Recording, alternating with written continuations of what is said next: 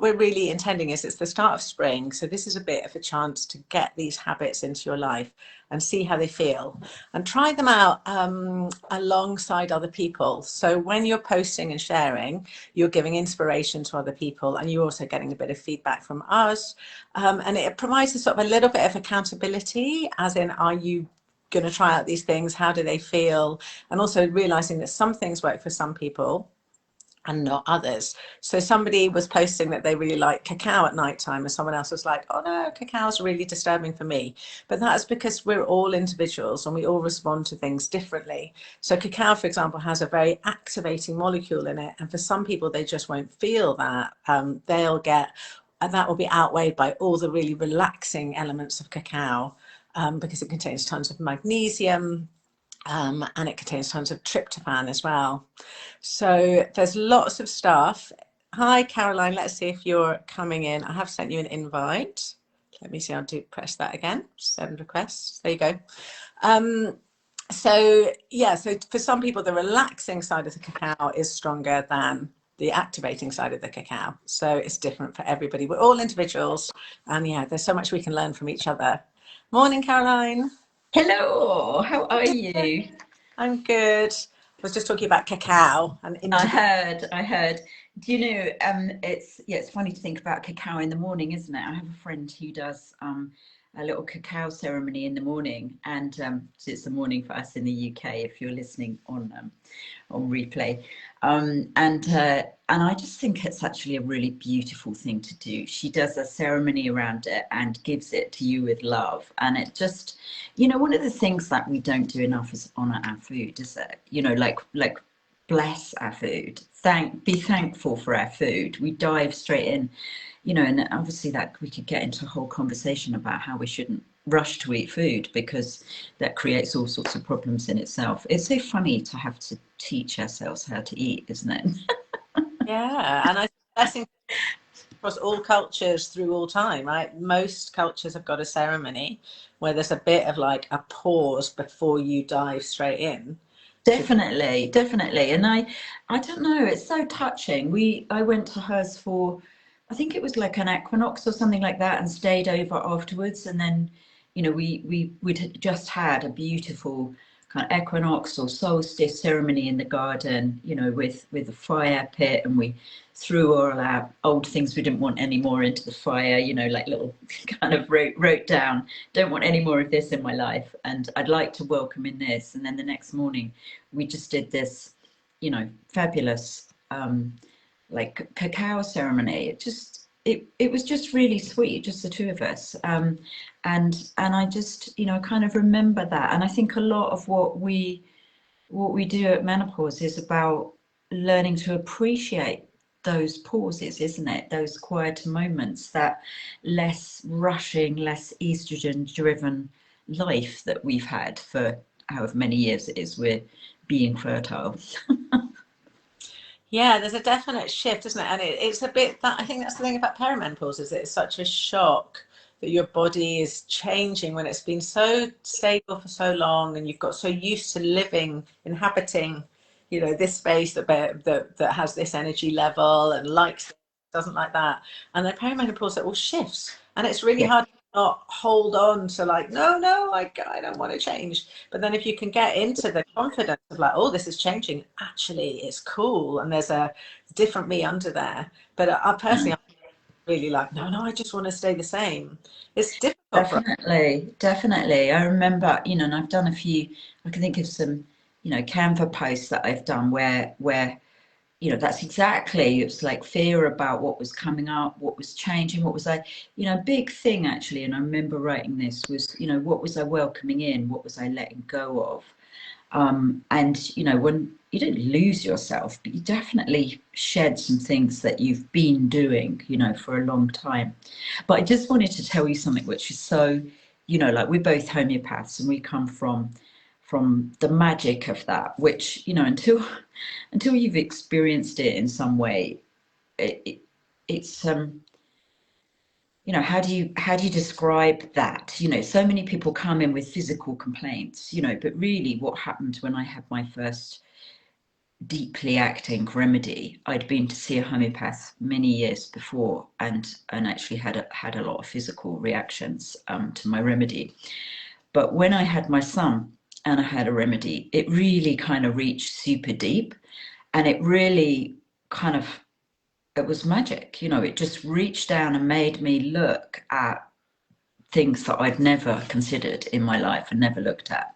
So without kind of going into much of that, this morning I was literally just about to buy a ticket for a gala event, because this week is Homeopathy Awareness Week, isn't it? And I was literally just about to buy a ticket for it.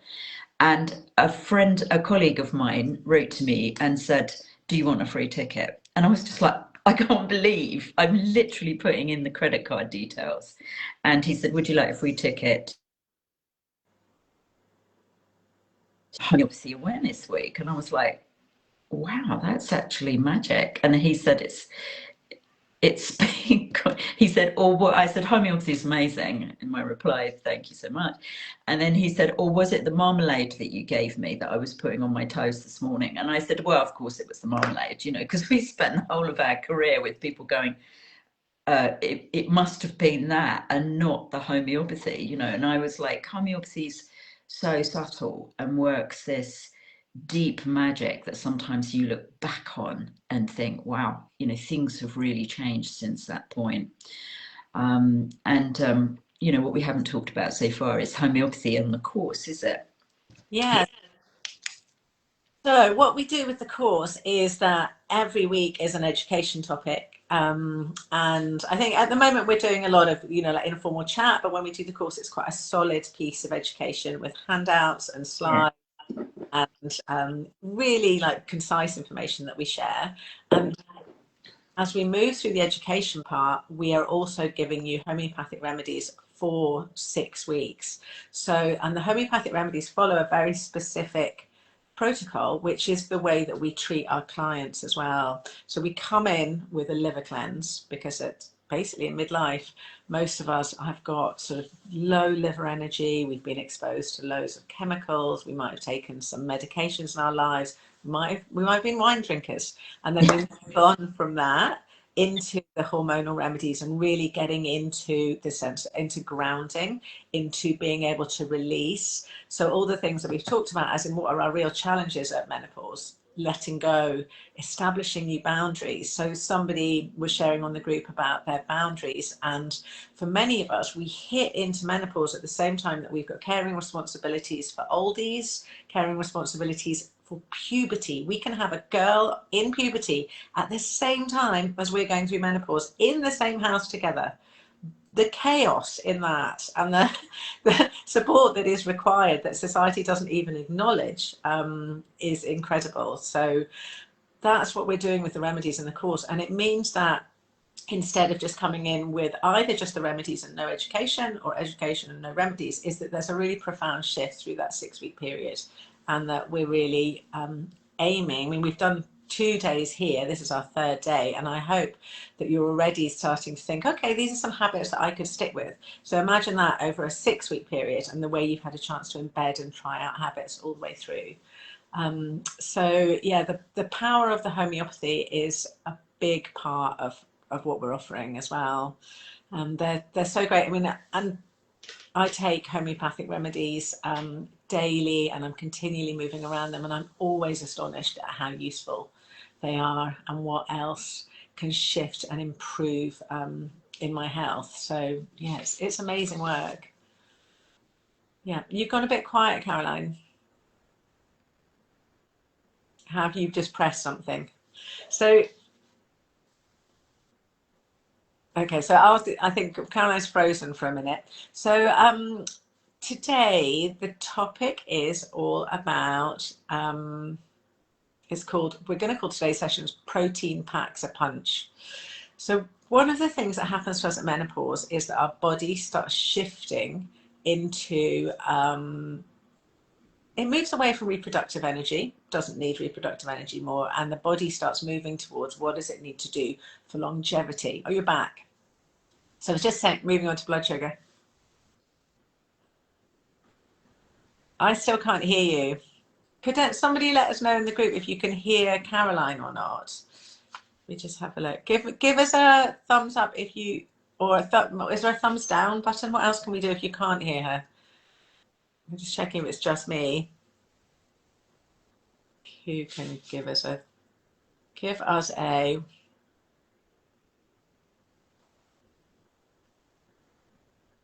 Do you want to come out and come in again? Shall I remove you?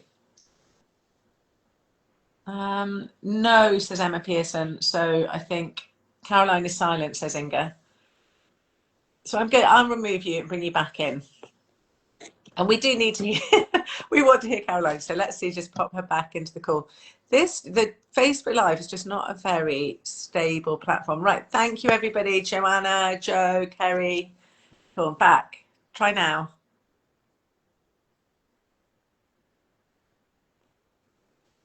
Okay. Try again.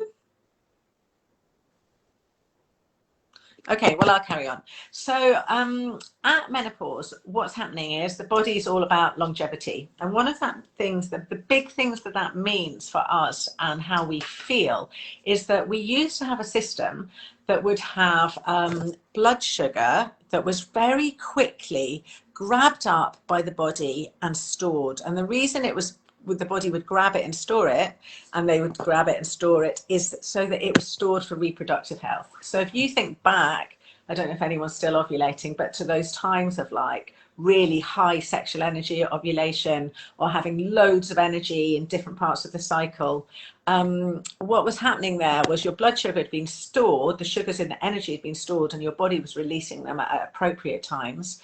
And also the reproductive cycle uses a lot of energy, all that laying down of womb lining, ovulating, releasing eggs. There's a lot that like the body's doing. But when you're in menopause, the blood sugar changes and you end up with lots of sugars basically being kept in your blood, and they're there so that your brain can use them really quickly. So Caroline, hi, and I've added you back in again, and my live is saying you are adding. So the brain, so the blood sugar now is basically sort of ready to go at any time, but that means it can go up and down really easily. It means that it can surge and it can crash. And the way that feels in surging and crashing is a bit like when you see a child who's eaten like a whole Easter egg, and you see the surge and you see the crash. You're back. Hi, can you hear me or not? Yes, perfect. Yeah, I just came off my phone and then flipped all the apps away. Who knows what? It's just so weird, isn't it? There's no notification that your audio's not on, or you can see your camera's on. Oh, there you go. Well, I was just talking about what's happening with blood sugar. So we've got this, like, suddenly we end up with this unstable blood sugar, which is great for our longevity, but because we live in the modern world and we have tons of food and we often eat too many carbs or sugars, our blood sugar starts to flip about. You know, evolutionary, it's an amazing sort of hack that the body's doing, but in the modern world, we've got to start to think about our blood sugar at menopause in a way that we have never thought about it before. Maybe the last time was when your parents said, don't eat all that chocolate because you're going to have a massive sugar crash. And they weren't that awake in the 70s, can I just say? They have no idea, you know. Yeah. Fascinating. Yeah. And all that, and blood sugar surging and crashing, feels like anxiety, that feels like hot flashes, that feels like really irritable. It can feel like exhaustion. So, and it can wake us at 3 in the morning, 2 in the morning with a big surge of anxiety as well. So you can see how many perimenopause and menopause symptoms are like linked to this blood sugar picture. Totally. It was a huge one for me because I was, you know, child of the 1970s. I loved sugar. I had all those chemicals, you know, as part of the sugar, because that also came in, all the colorings, all the chemicals, you know, and it took me years to ditch the sugar habit. And of course, we turn carbs into sugar very easily. And that seems to ramp up at menopause, doesn't it? That you eat those carbs and it ramps up, you know, so biggie is when we eat carbs. You know, when in the day do we eat those? And if we eat them too late in the evening, what's the impact of that on our sleep? You know, that's a hard yard, you know, and I feel a lot of what we share on the course is like us cutting our teeth on how difficult it is to do menopause these days, and then sharing the wisdom about how you could do it better than certainly I did. Yeah, and there's so much in our week which is all about nourishment. What we're sharing is nothing restrictive, nothing denying. This is a time of nourishing, of understanding, and particularly what works for you. So understanding how to eat, not particularly like what not to eat. It's what to do and how to do that in a really gentle and nourishing way as well. Because there really are some big do's and don'ts at menopause. And I think a lot of what we see on Instagram is from male influencers, is from women of reproductive years. We do not hear who's following a 70-year-old Instagrammer at the moment, or a 60-year-old. Very few of us. So we're pushed by what works for a 25-year-old living in LA under constant beautiful sun. And that is not what is right for our bodies at all. Totally. And, you know, Joanna's just put a really good comment in. I struggle with blood sugar crashes and forget to eat until it's urgent. And, you know, absolutely, that was a lesson that I needed to learn. And fasting is not good. Fasting is not your friend in perimenopause, you know, and you know, I've been talking about this in other places this week, because you know, that information that it's a great thing doesn't apply when your blood sugar is unstable. And you know, the big goal is to bring in our lovely progesterone, you know, but the blood sugar balance is fundamental. And it was such a big lesson, you know, and sometimes that manifests as mood swings. Imbalanced blood sugar can be sudden anger, sudden you know, reactivity to some, overreactivity to something, over anxiety that could be showing us that actually our blood sugar needs to stabilize. And there's lots and lots and lots of things that we teach which are very easy and actually very low cost before you reach for a supplement, you know. And that's what we're trying to do in this. We'd love it if you're still every day doing the lymphatics, you know. So I'm doing that from day one. It feels fantastic. Try and do it on, you know, two ends of the day, beginning and end of the day, throughout these 4 days, and note, does that improve? And then yesterday, you know, the challenge yesterday was to get out into the light. Do that again today. I'm going to do that today. And Fiona and I are giving tips about how difficult that is when you live on, you know, the first floor. What floor are you on? Is it 4th? I'm on floor 6. Yeah, 6. Yeah. You're nearer the sun. I tell you what, so one of the things is in lymph, which you can really notice in your lymph rushing, is your under eye puffiness. So watch over the next 4 days and see whether this stuff that you sometimes often wake up with that really puffy, or when you see those socking around your eyes. Yeah. Give your skin a poke, see if what it does. Does it bounce back? Is there an indent there? And that means your lymph is sluggish. And so when you push in and it's just straight back up, there's no lymph issues. So you can start to actually change how you look with a bit of lymph flush. With that free hack is amazing. Also, blood sugar, which I found so interesting. So the queen of fasting, Mindy, I think it's Mindy Peltz. I might be getting her name. Yeah, it is. It is. Yeah. She has just brought out I think it's, I don't know what the title is, but she's basically brought out a book on how to eat in menopause, finally. And she just cut down all the fasting stuff, and she's put in good carbs. So not simple carbs, which is what Caroline spiking your blood sugar. But she says, at menopause, it's good to eat those nice weighty carbs, potatoes, carrots, sweet potatoes, which we talk about in the course. So we're ahead of the Totally. Yeah. Because loads of menopausal women have been following her book, even though it's called Eat Like a Girl. Like, we're not girls anymore. We're not girls anymore. Not how we want.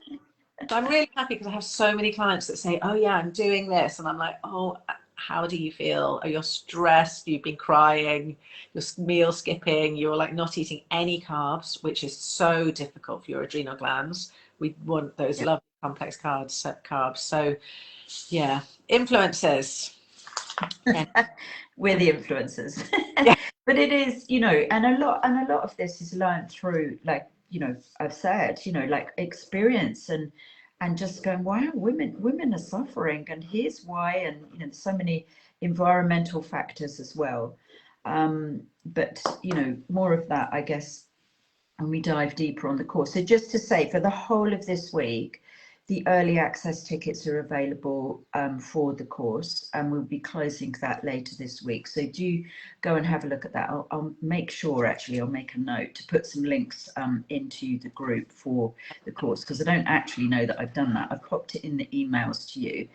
And if you're watching this, do hashtag replay. That really helps keep the lives live and present. And we won't close the group immediately, but obviously we'll only keep it open for a few days beyond this free, you know, sprint or challenge or what, you know. It's really hard, isn't it, to give it a name. I've thought, even when we were doing that, like challenge, you know, who needs a challenge at menopause? Who needs to sprint at menopause? It's a gentle reset. Yeah, exactly. We went with Kickstart, you know.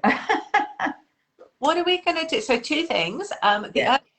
It is a discounted ticket, so you take advantage of that. And what are we doing about prizes, Caroline? Because you prizes. I wanted to give this because I mentioned this in the first session. This is a bottle of organic, reading the label, always read the label, organic cherry juice concentrate. And I was going to send this to somebody who had posted about her nighttime routine. And I think it's Nancy, who showed a book in the garden. Is that right? Was it Nan? I think it's Nancy. She was reading. I thought it was such a lovely post. So the more you contribute, the more you talk, the more you share, the more likely you are in for a prize. So I need to find out Nancy's address, so I'll drop you a line afterwards. I'm fairly sure it's Nancy, who wrote a fabulous, she was reading her book. And you've got some prizes as well. What have you got as a prize? Complete bundle. Okay, so I have got some of my absolute favourite things. First thing is ground flax. Love it. An ultra flora, so this gets your gut microbe going beautifully. A women's very pro multi, which is a very specific female formula. Probiotics, female probiotics. Oh, I love those. Those are really good. And a digestive enzyme. So these are things that we recommend all of these on the course, and these are useful for everybody. There's nothing kind of, you know, that's going to trigger you or not trigger you in them. So yeah, this is digestive enzyme. Love, get your digestive juices up, increase your nourishment. That's an amazing one. Exactly. So I'm definitely and then let's choose. Should we choose? I mean, really, prize giving is partly about your contribution, partly obviously drawing a name out of a hat. I can see people who've joined the live as well. And I just wanted to answer you, Joe. You said, if I eat a baked potato, hummus and salad, I will crash out asleep on the sofa as if I've been drugged. So I put potatoes, regular English potatoes, into the bag of simple carbs. Yes, I find they are. So I tend to encourage women to switch to more complex carbs, what traditionally we might call low GI carbs. So the sweet potatoes, the root vegetables that are not potatoes, not regular English or Irish potatoes. So I tend to go for those. What do you think, Fiona, about potatoes? You know, potatoes, yeah, they're not appropriate for everybody. It's Nicola, not Nancy. It's Nicola. I'm awarding this too, by the way. Nicola. but that indicate what you're talking about there with that potato crash is definitely your blood sugar basically leads it causing a rapid spike and then a big crash. Yeah. So that there is signs to me that your blood sugar, you need to be working on stabilizing your blood sugar more, because you should be able to tolerate a potato, maybe not like a bag of Haribos, but so I definitely say, as Caroline says, avoid now because you can see that that's spiking your blood sugar too much, but start to work on your insulin sensitivity and your blood sugar, and you can work with someone to do that. So yeah, I think with that, one of the ways is to start upping your protein. So protein in the morning, protein snacks, and protein at dinner. So hummus is got a bit of protein, but perhaps you could add more protein to offset that carb.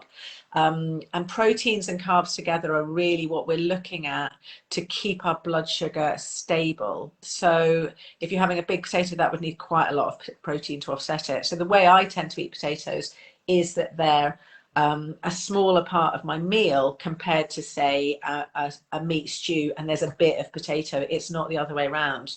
Totally. Yeah, that's exactly what I would say. Yeah.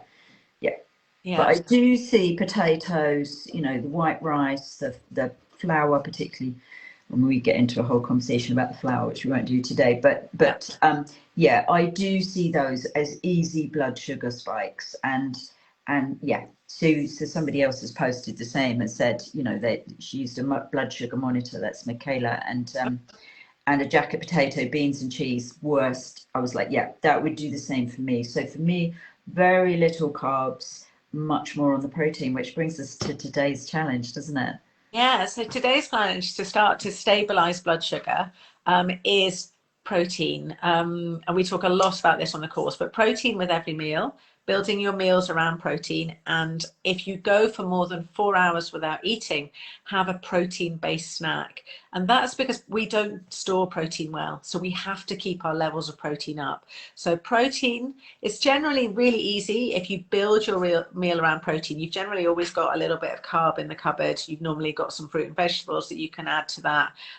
But it's the protein bit that we have to get into our shopping lists. So our challenge is take a photo of a meal where you've added in a bit of extra protein, or a protein snack that you go out and buy yourself today that you're going to have. Perhaps that's a slice of ham, perhaps that's a nice bit of cheese, perhaps it's hummus and oatcakes, something that you really love, and something that's going to encourage you to eat protein snacks, particularly if you've got a tendency to be a bit of a meal skipper, or you're waiting for someone to come home from work and you're like, or you're back late from work and you're going long distances without eating. That's going to really throw your blood sugar off. So protein with some carbs, a little bit of carbs, potato too many, whole potato too many carbs. So yeah, that Brilliant. is. And we can put some little suggestions for that in the group, you know. So today, for instance, I've just cooked a couple of very small potatoes. And I don't eat a lot of potato, but it's very small potatoes, some gorgeous fresh asparagus, and I'm going to take some cherry tomatoes, and I'm going to pop all those in the pan with lots of egg. So I'm going to make a big omelette with tasty, juicy, organic veggies in, and I might put a bit of cheese in, might put a bit of parmesan in that. So where's the protein in that meal? The protein then, you know, with 3 eggs, it's going to last me a couple of meals.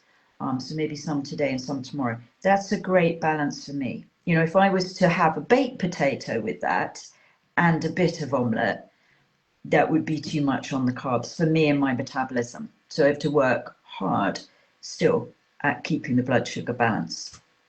I don't want to feel bloated, you know, and some people do react to potatoes. I will say that. So just to give you an idea, you know, we can pop some photos in, can't we, of our favourite meals, but the goal is each meal, where is the protein? And we can make a complete protein if we have a predominantly vegetarian diet.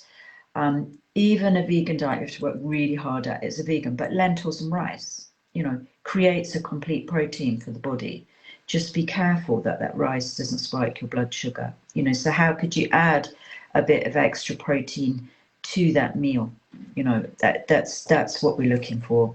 And it really does make a difference. For me, eating protein regularly, this is the difference it can make. I did not want to take thyroxine.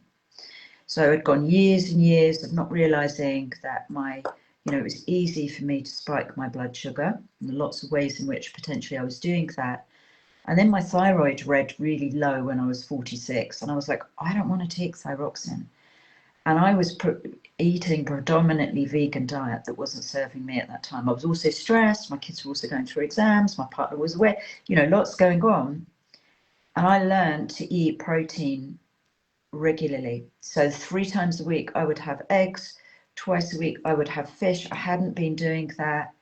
It didn't suit me to do less than that. I got through menopause with my thyroid intact. I did not want to take that medication because that medication leads to heart problems. That medication leads to high blood pressure. I don't want that on my list of things to have going into older age, so we can do it naturally is the message. We just need the right matrix. And that's a lot of what we're sharing, even though it feels small. That protein at every meal makes a massive difference to the menopause matrix.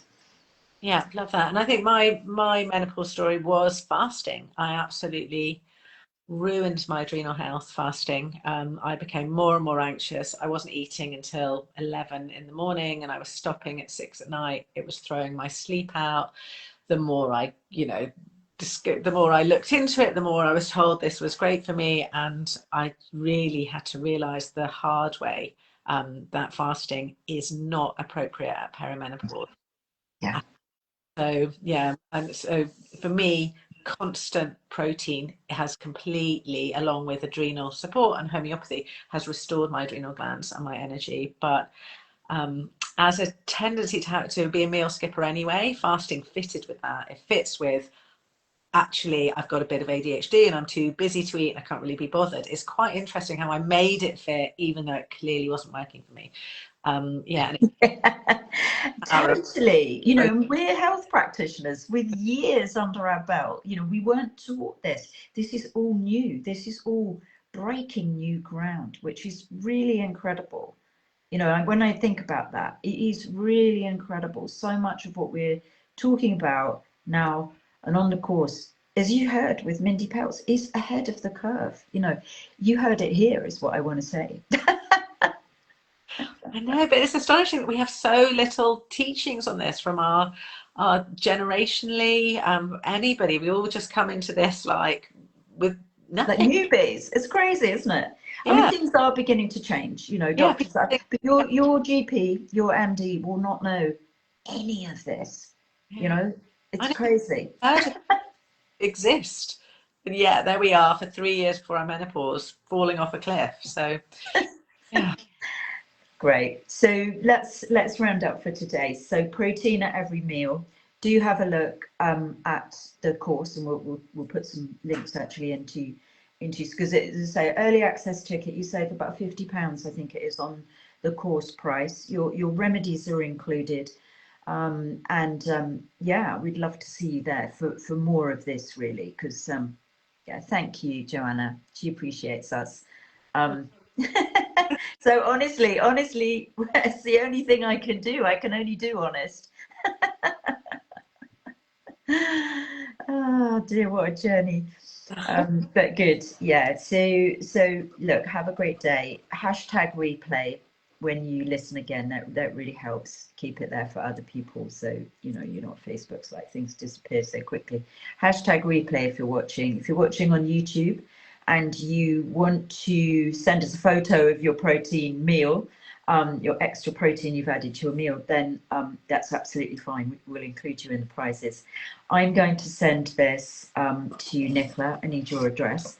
And yeah, we'll chat about other prizes, shall we, a bit later on. Yeah, and also tomorrow we're here at 11, so it's a later session tomorrow. Yes, 12. 12, okay, great. 12. Yeah, Thursday is 12. So yeah, that's what I've got in my diary. So that's right. All right, great. So 12 for tomorrow, perfect. Perfect. All right. Lots of love. Thank you all for joining. Thank you. Bye, bye, bye. Bye. Bye.